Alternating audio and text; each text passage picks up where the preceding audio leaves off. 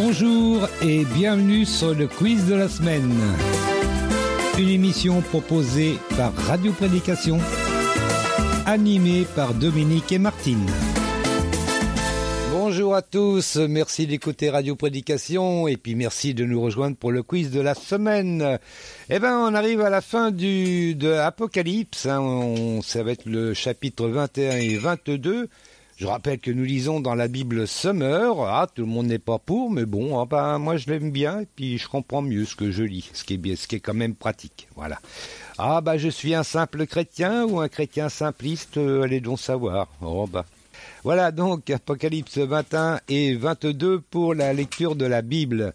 Ensuite, pour la musique, nous allons rejoindre Big T, et oui, c'est vrai qu'on faisait beaucoup de titres en anglais ces dernières émissions. Donc là, on s'est dit, on va aller dans le français. Donc on a choisi Big T. On va écouter normalement, si on a le temps, 2 titres. Le premier, c'est Comment t'aimer, c'est tout chaud, tout frais, avec Rabbi le Prince. Et puis si on a le temps, donc on écoutera un deuxième que tout le monde connaît aussi, c'est Je danse pour toi.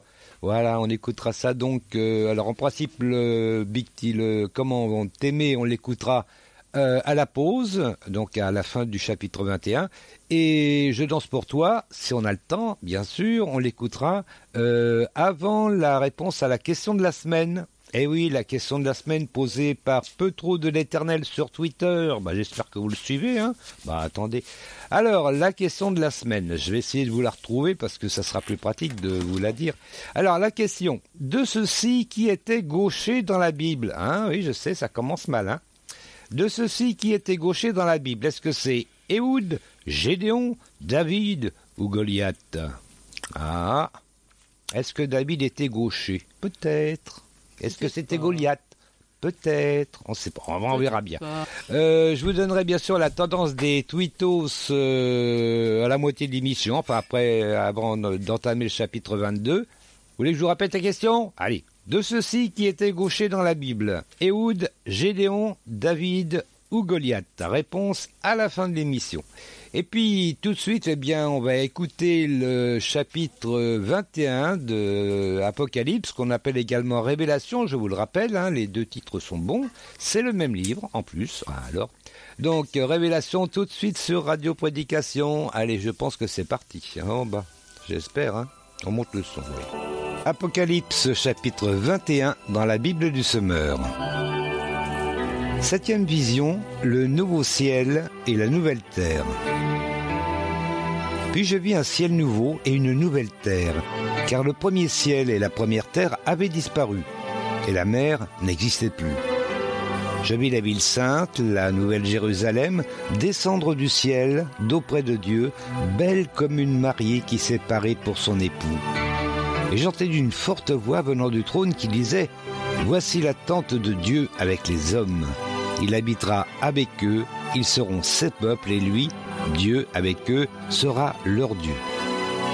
Il essuiera toute larme de leurs yeux, la mort ne sera plus et il n'y aura plus ni deuil, ni plainte, ni souffrance.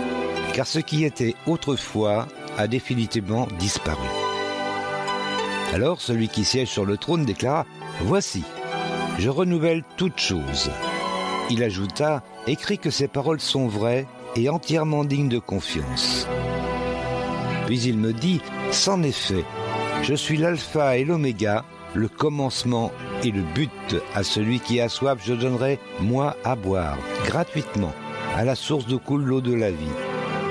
Tel sera l'héritage du vainqueur.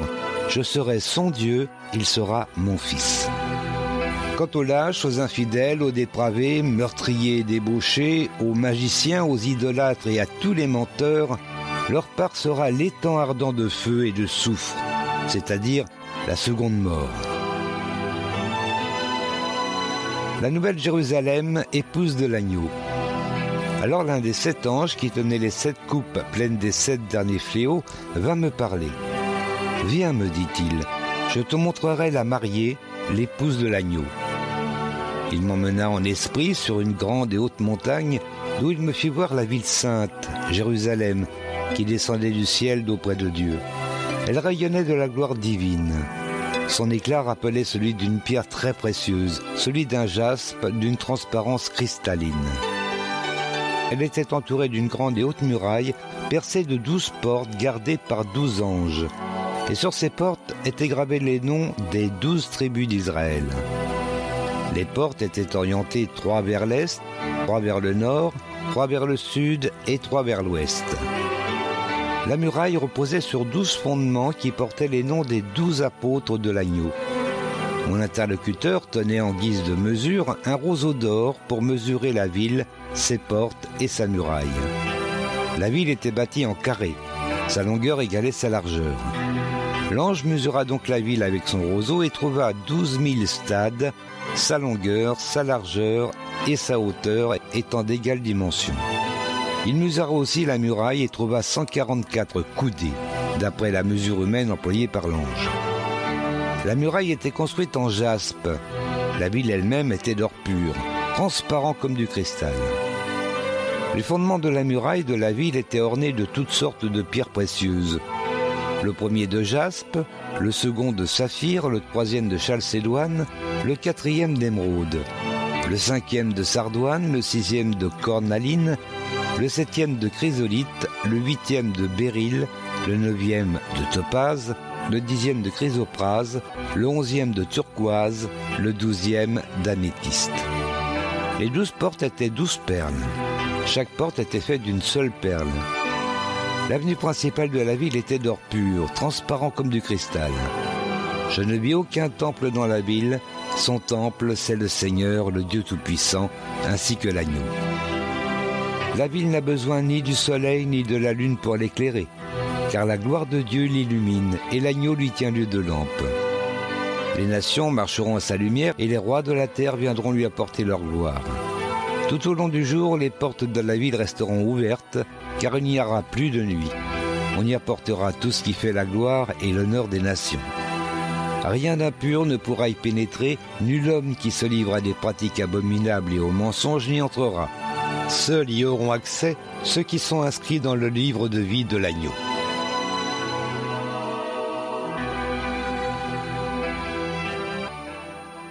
Voilà, c'était la lecture du chapitre 21. Voilà. C'était la lecture du chapitre 21 d'Apocalypse ou Révélation. Vous pourrez retrouver ces enregistrements d'ailleurs sur les podcasts de Radio Prédication. Vous allez sur radioprédication.fr et vous pourrez réécouter ces enregistrements. Je suis un petit peu en retard d'ailleurs, j'ai vu que j'étais en retard déjà de 4, donc avec les 2 qui arrivent, je vais être en retard de 6. J'essaie de vous faire ça pendant la semaine, rassurez-vous. Vous pouvez également réécouter l'émission dans son intégralité toujours sur radioprédication.fr, toujours dans les podcasts. C'est le lecteur tout à fait en bas de la page, enfin en bas des lecteurs. Voilà, c'est le 3e lecteur. En commençant par le haut. Attendez, il faut tout que je vous dise alors. Alors. Voilà, bien, bonjour Martine. Bonjour tout le monde. Invité aujourd'hui. Et oui, nous avons des invités, Victoire et Alexis, qu'on a déjà pu écouter un petit peu lors d'une émission, c'était au mois d'août je crois. Mars, voilà. Donc c'était au mois de mars, ils sont là à nouveau. Et puis Martine, bientôt elle va arriver à s'asseoir devant son petit micro. Et puis on va pouvoir commencer à poser les questions. Je vous ai fait ça assez rapidement d'ailleurs. Mais bon. Alors la première question, ça ne réfère pas vraiment à... Elle est facile.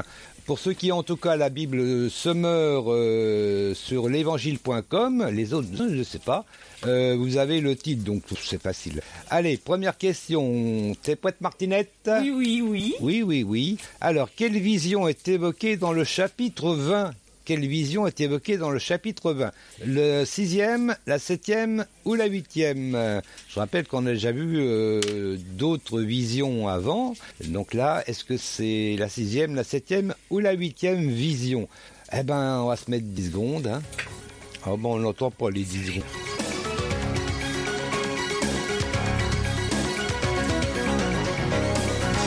Voilà, c'est bien, on l'a entendu ce coup-ci.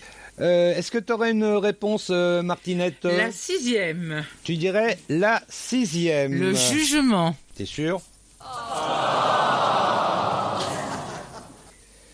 Eh ben non, c'est la 7e vision. La 6e, c'était la semaine dernière. T'es peut-être pas sur la bonne page. On est au chapitre 21. Je suis au chapitre 1, moi. Ah bah voilà, c'est ce qui... Ah bah oui, faut se mettre à jour. Alors oui, Désolé, effectivement, mon cœur. c'est la 7e vision, c'est dans le titre hein, d'ailleurs, dans la Bible Summer. 7e vision, le nouveau ciel et la nouvelle terre. Je compose la question maintenant, la deuxième question maintenant. Oh ben oui, allez. Alors attention, la nouvelle Jérusalem pousse de terre, apparaît simplement ou descend du ciel. La nouvelle Jérusalem pousse de terre, apparaît simplement ou descend du ciel. Boum, allez, 10 secondes passent. Ah, on l'entend pas non plus. Hein, pardon.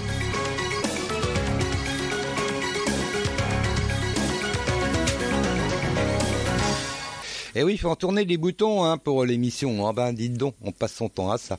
Donc, Martinette, qu'est-ce que tu nous dirais, toi? Tu peux répéter la question? Tu peux répéter la question? Oui.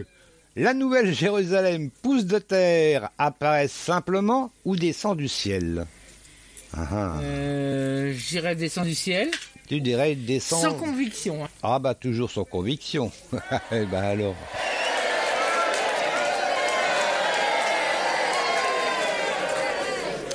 Eh oui, c'est une bonne réponse.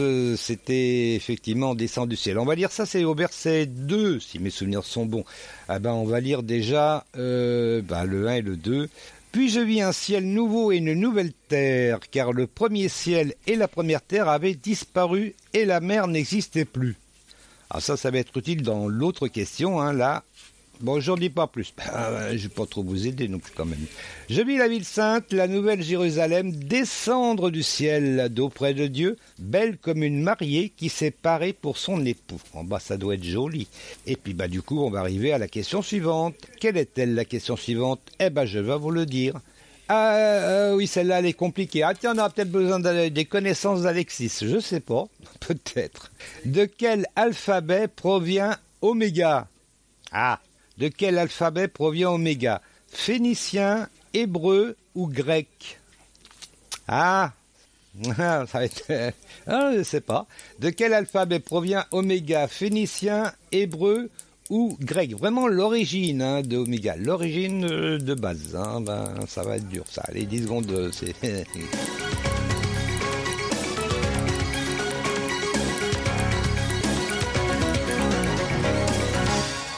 Que dirais-tu, Martine? Je dirais grec. Tu dirais grec.